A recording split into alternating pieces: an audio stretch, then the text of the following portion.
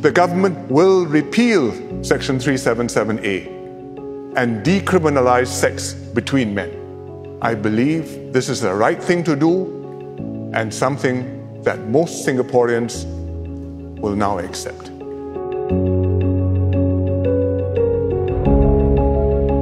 Even as we repeal 377A, we will uphold and safeguard the institution of marriage.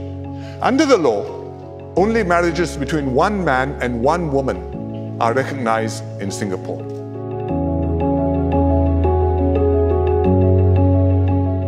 While we remain a broadly conservative society, gay people are now better accepted in Singapore, especially among younger Singaporeans. Most people accept that a person's sexual orientation and behavior is a private and personal matter, and that sex between men should not be a criminal offense. There are people who feel that this matter is not just about 377A, but the law itself is a marker for things they care deeply about, including family, marriage, and social norms.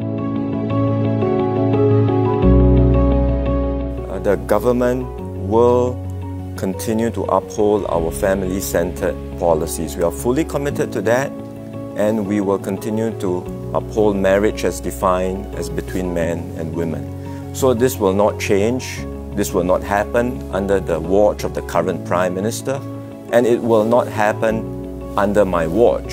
And that's why we are also at the same time proposing an amendment to the Constitution to protect the definition of marriage. In our collective view, there is a significant risk that 377A could be held unconstitutional and struck down on the basis that it is a breach of the equal protection provision. This could lead to same-sex marriages being recognized in Singapore, and this in turn will also have an impact on other laws and policies that are built on our existing definition of marriage. Laws such as adoption, public housing, school curriculum, advertising, and so on. So what we are planning to do is to put it in the Constitution explicitly that Parliament can define the institution of marriage, in the way it has defined in the Women's Charter, and it can make other pro-family policies on the basis of that definition, that marriage is between a man and a woman, and that these laws and policies which rely on the definition of marriage cannot be challenged in court by reference to Article 12, or by reference to the Constitution. It will have to be dealt with in Parliament.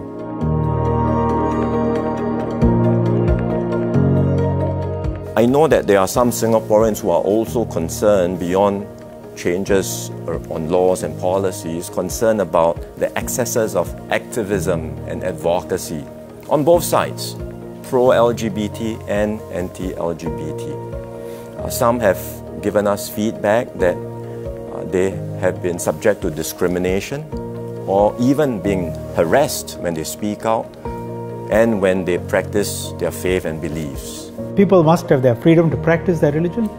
Preachers must be able to preach. And likewise, as I said, if you don't hold pro-religious views, if you hold views which are opposed to religion, you are free to, and you must be free to hold your views. No one should feel threatened because of their religious affiliation. No one should feel threatened because they are LGBT.